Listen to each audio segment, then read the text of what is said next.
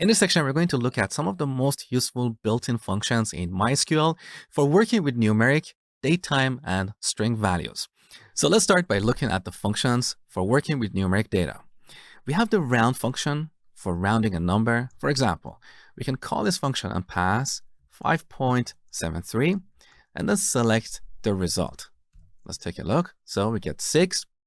Now this function has an optional second argument that we can use to specify the precision for rounding. For example, if I pass 1 here, we'll get 5.7. So we keep 1 digit after the decimal point and then round the number. As another example, let's add a couple more digits here.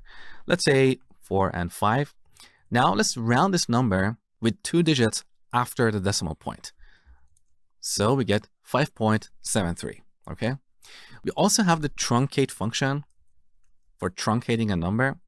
So in this example, we're keeping the 2 digits after the decimal point and removing the other digits, okay? Another useful function is ceiling. So ceiling of 5.7. And this will return the smallest integer that is greater than or equal to this number. Let's take a look. So we get 6. If we pass 5.2 here, we still get 6. So this is different from the round function because if we round 5.2, we get 5. But the ceiling function will return the smallest integer that is greater than or equal to this number. Another similar function is floor. And this will return the largest integer that is less than or equal to this number. So in this case, we get 5. We also have ABS function for calculating the absolute value of a number. So if we give it 5.2, we get 5.2. If we give it negative 5.2, we get 5.2 again. So it always returns a positive value. And finally, the last useful function we're going to look at is the round function for generating a random floating point number between 0 and 1. So every time we call this function, we get a new random value between 0 and 1. Now, there are actually a few more functions for working with numeric data in MySQL, but the ones that I've shown you in this tutorial are the ones that you'll be using most of the time.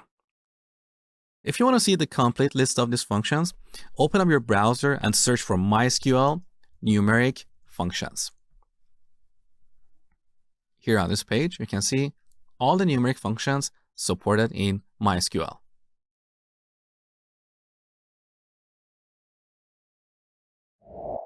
In this tutorial, we're going to look at some of the most useful functions to work with string values. Here are a few examples. We can call the length function to get the number of characters in a string. For example, if you pass sky here and then select the result, we get 3 because we have 3 characters in sky. We also have the upper and lower functions for converting a string to uppercase or lowercase characters. So if we call upper of sky, we get sky in uppercase. And we also have the lower function. So if we pass sky with a capital S, it returns sky in lowercase. Pretty straightforward. We also have 3 useful functions for removing unnecessary spaces in a string. These functions are pretty useful when we deal with data entered by the user. Sometimes people type an unnecessary space before or after a value, so we can clean or trim these values using these 3 functions. The first one is trim, which is short for left trim. So if we pass sky and add a few spaces at the beginning, look, we get sky without those leading spaces. The other function is rtrim, which is short for right trim. So if we pass sky with a few spaces after, this function removes all these extra unnecessary spaces. Alternatively, we can call the trim function trim, and this will remove any leading or trailing spaces. Again, pretty straightforward. We also have the left function for returning a few characters from the left side of a string. So we can call this function and pass 2 arguments. Let's say kindergarten, that is our string. And let's say we want to get the first 4 characters. So we get kind. Another similar function is right, which does the opposite of the left function. So let me change 4 to 6. And now this will return 6 characters from the right side of the string. We also have the substring function, and with this we can get a few characters from anywhere in a string. So here's our string. The second argument is the start position, and the third argument is the length. So when we call this function, mysql will go to position 3, that is 1, 2, 3. It starts at n, and then it will pick 5 characters. So 1, 2, 3, 4, 5. That is why we get nderg here in the result. Now this third argument is actually optional. So if we leave it out, this will return all the characters from the start position to the end of the string. Take a look. There you go.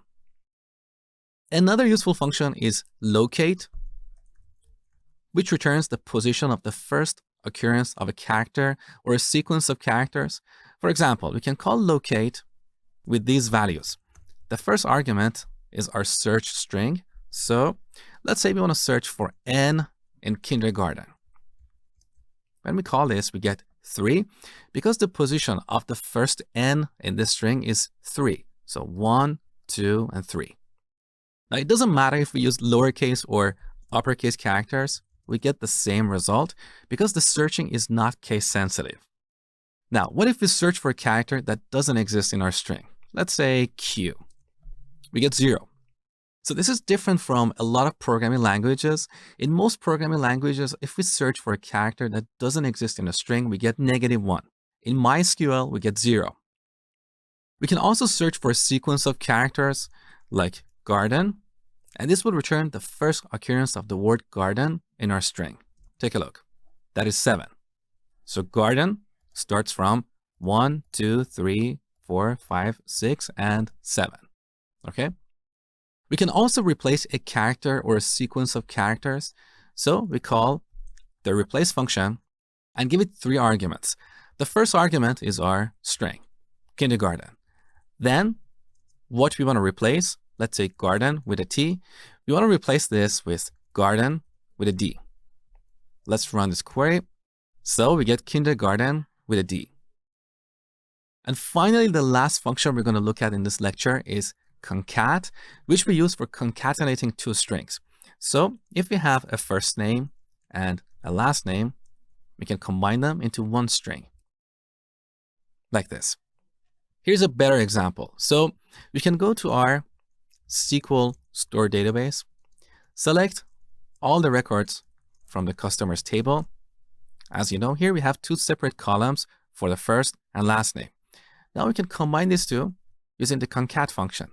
So concat first name, then we add a space, and finally the last name. Now let's give it an alias, full name, and here's the full name for each customer. So these are the most useful functions to work with strings in mysql. Once again, you can find the complete list of these functions by searching for mysql string functions. Here's the mysql reference manual. And on this page, you can see all the string functions that we have in mysql.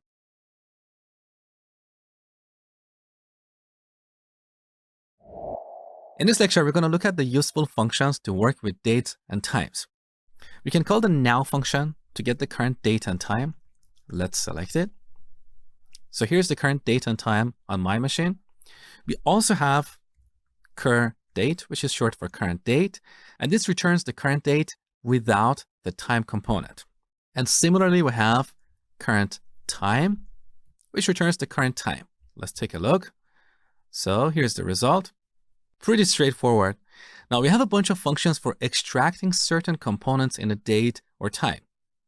For example, you can get the current date time and then extract the year by calling the year function. So here we call the now function. This function returns a date time object, and then we pass that as an argument to the year function. Take a look. So the current year is 2019. We can also get the current month, which is March, or the current day. Or we can call the hour function to get the current hour, or the minute, or the second. Pretty useful functions. Now, all these functions return integer values, but we have 2 useful functions that return strings. For example, we can call day name to get the day of the week as a string. Or we can call month name to get the month as a string. Now, apart from these functions, we also have the extract function. The good thing about this function is that it is part of the standard SQL language. So if you want to be able to port your code to other database management systems, it's better to use the extract function. Here's how it works. When we call it, first we need to specify a unit, like year, month, day, second, and so on.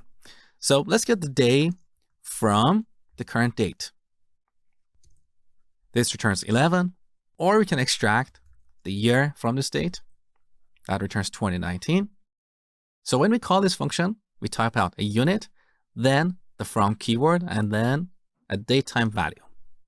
So these are the essential functions to work with dates and times. In the next lecture, we'll look at formatting dates and times. Here's your exercise for this tutorial. Earlier in the course, we wrote this query to get the orders placed this year. There, we assumed that the current year is 2019, and we wrote our query with a where clause like this. Now, as I told you before, this is an unreliable way of returning the orders placed in the current year, because next year, in year 2020, this query will return any orders placed after January 1st, 2019. So it will return the orders placed in both 2019 and 2020. Now, in this lecture, you learned how to get the current date and extract various components like year, month, day, and so on. So now go ahead and modify this query to reliably return the orders placed in the current year.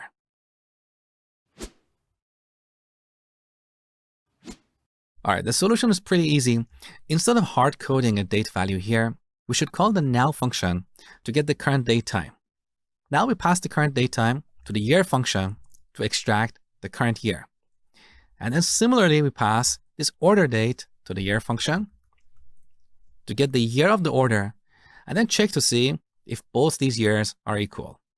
This query will return all the orders placed in the current year. Let's take a look. So, since we're currently in 2019, this query returns only one order that is placed in the current year. In the future, when you watch this course, this query is not going to return anything because in our sample dataset, we don't have any orders placed after 2019. So if you want to test this query, you'll have to manually update the data of one of the orders.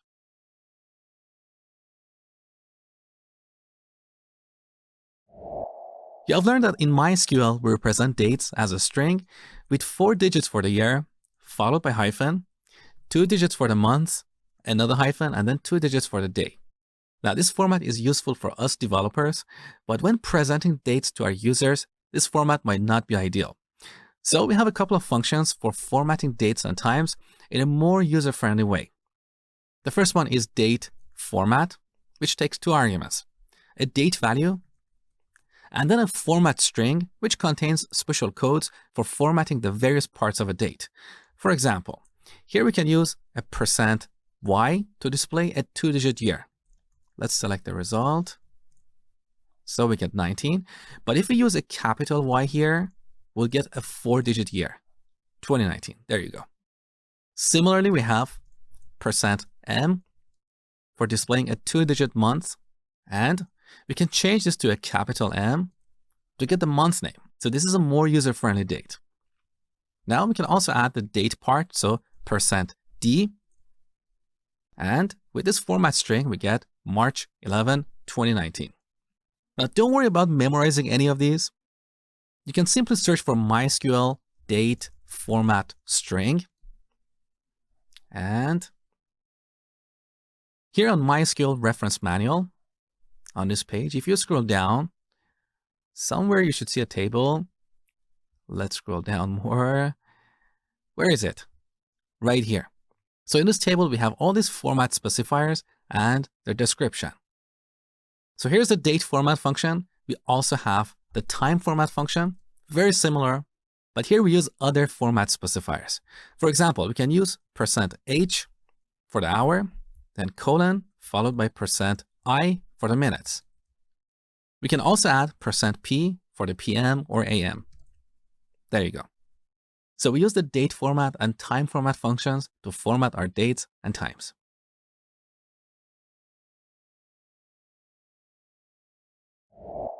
Quite often, we need to perform calculations on dates and times.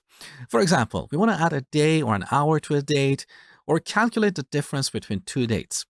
In this lecture, we're going to look at the most useful functions for performing calculations on dates and times. We can use the date add function to add a date part to a datetime value. Let's say we want to add one day to the current date time. So as the first argument, we pass the current date time. And then for the second argument, we write an expression like this: interval 1 day. Let's select the result. So this returns tomorrow's date with the same time. And we can also add 1 year to the current date time by simply changing the unit from day to year. So this returns next year, same day, same hour. What if you want to go back in time? We can either pass a negative value here, so this returns last year's date, or we can use the date subfunction to subtract a date part from a datetime value. So instead of passing a negative number, we pass a positive number and we get the exact same result. So this is how we can add or remove a date part to a datetime value. We can also calculate the difference between two dates. So we call the date diff function and give it two dates. Let's say 2019, January 5th, and 2019, January 1st. So this returns 4. Note that this function only returns the difference in days, not the hours or minutes, even if we include a time value here. For example, let's say January 5th, 9 a.m. and January 1st, 5 p.m. We still get 4, irrespective of the difference in timing here. Also, note that because I put the later date first, we get a positive number here. If we swap the order of these dates, we get a negative value. So there you go. We get -4. So this is how we calculate the difference between two dates. Now, how can we calculate the difference between two times? Well, for that, we use the time to sec function. And this returns the number of seconds elapsed since midnight. Let's say 9 a.m. So this returns 32,400. And these are the number of seconds elapsed since midnight. Now, we can call the time to sec function for the second time value and then subtract it from the first value. So minus time to sec, let's say 9:02. So we get -120. Obviously, because we put the earlier time first. If we swap the order of these values, we get a positive value.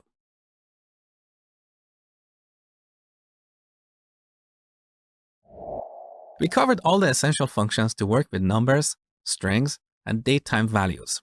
In this lecture, we're going to look at a couple more useful functions in MySQL.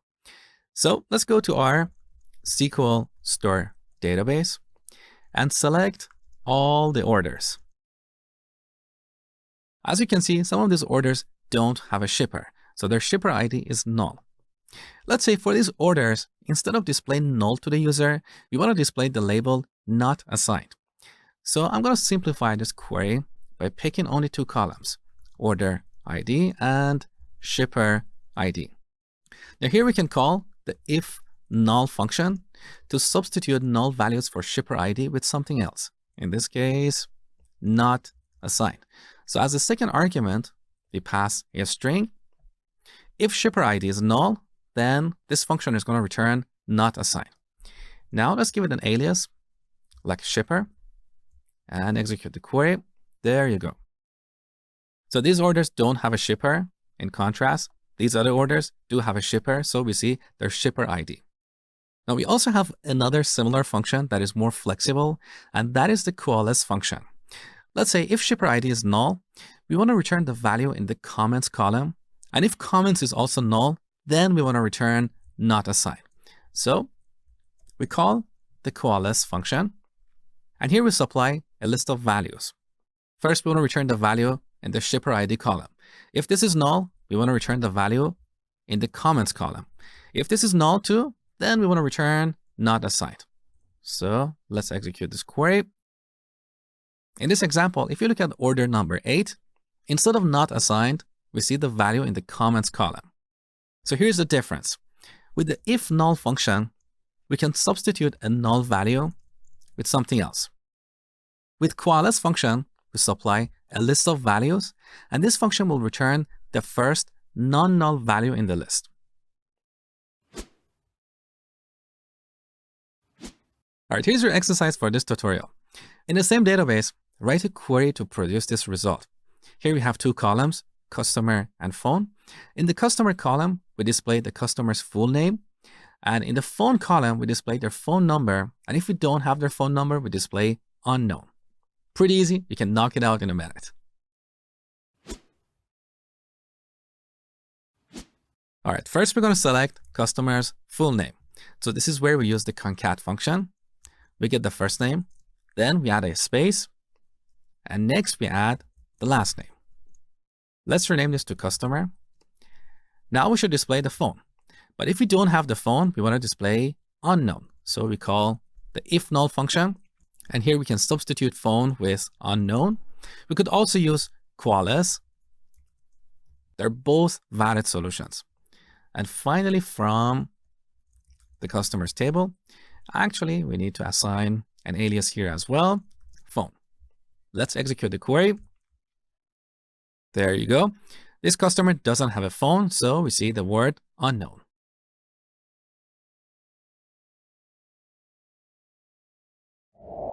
There are times that you want to test a condition and return different values depending on if the condition is true or not. For example, let's take a look at our orders table. Let's say we want to classify our orders into two categories, active and archived. If the order is placed in the current year, we want to put it in the active category. Otherwise, we want to put it in the archived category. Earlier in the course, you learned how to do this using the union operator. You wrote two select statements, one to get the active orders and another to get the archive orders. And then you combine the results using the union operator. We can achieve the same result using the if function, but with less code. Here's how it works. We call the if function and give it an expression to test. If this expression evaluates to true, this function will return this value. Let's call it the first value. Otherwise, it will return the second value. Whatever this value is, it can be a string, it can be null, it can be a number, it can be a date, it can be anything. So let's see this function in action. I'm going to select a couple of columns from the orders table, order ID and order date from the orders table. Now here we want to add another column, and this is where we use the if function. So here we pass a test expression. We want to check to see if the order is placed in the current year. You learned how to do this earlier in the section. So we get the year of order date and compare it with the year of current date time. If this expression evaluates to true, we want to return active. So we pass another argument to the if function that is active. Otherwise, we want to return archived. So we pass another argument, archived. Now this is getting out of the screen, so let me break this up into multiple lines. That is better. So now we can clearly see the three arguments of the if function. The first argument is a test expression. The second is the value that is returned if the test expression is true. And the third argument is the value that is returned if the test expression is false. Here I missed to add a quote. All right, now let's execute this query. There you go. So as you can see, the first order is placed in the current year, which is 2019, and that is why we have the active label here. Now look at the name of the third column. It is if with an open parenthesis. So let's rename this to something more meaningful like category. And here's the final result.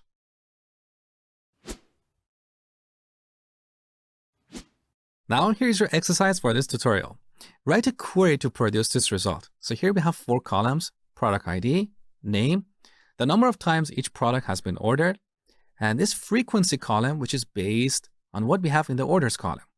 If a product has been ordered more than once, in the frequency column, we have many times. Otherwise, we have once. Spend a couple of minutes on this exercise and then come back, continue watching. All right, just like always, we simplify a problem by breaking it down into smaller and easier to solve problems. So first, let's get the product ID and name from the products table. Products.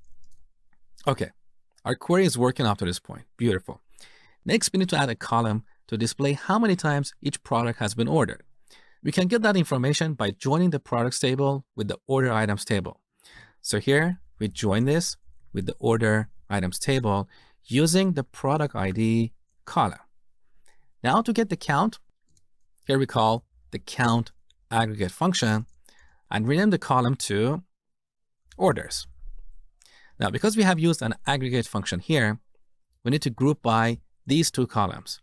So group by product ID and name. Let's execute the query one more time. Beautiful. Now we know how many times each product has been ordered. Finally, let's add the last column. And this is where we're going to use our if function. So if, now what is our test expression? If count of everything is greater than 1, we want to return many times. Otherwise, we want to return once. Okay. And now let's give it an alias, frequency. That is the final result. Let's run the query again. There you go.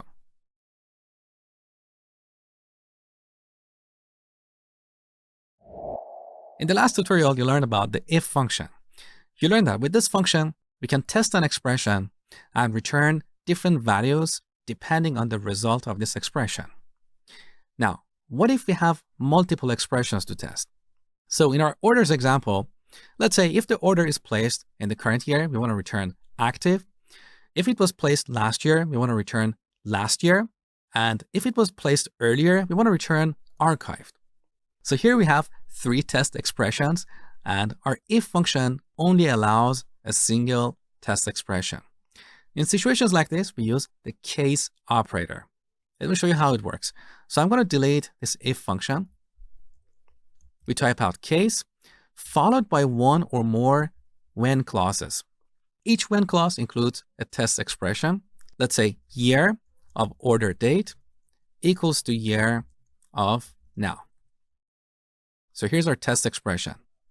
Next we add, then if this expression, a value is to true, the value that we put here will be returned. In this case, active. So here's our first when clause. Now we can add another when clause with a different test expression. If the year of order date equals to year of now minus 1, that is last year, then we want to return last year. We can write another when clause.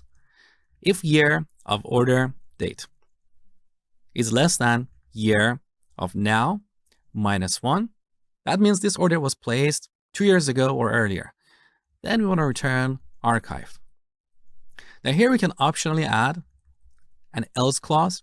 And if none of these conditions, a value is true, then the value that we add here will be returned. In this particular case, it means an order that is placed in the future. So let's say future here. Now finally, we need to close our case block with the end keyword and then give it an alias like category. Now let's execute this query. The first order was placed this year, so that's why we have the active label here. The second order was placed last year, and these other orders were placed 2 years ago or earlier. So use the case operator in situations where you have multiple test expressions and you want to return different values for each test expression.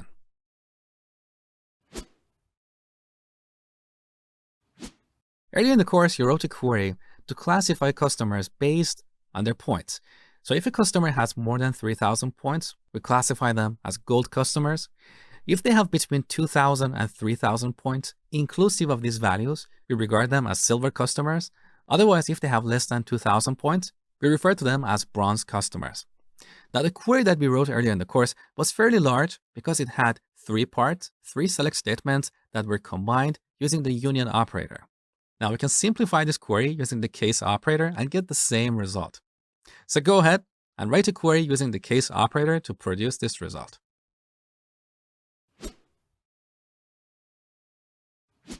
All right, so here we have 3 columns: customer, where we display the full name for each customer.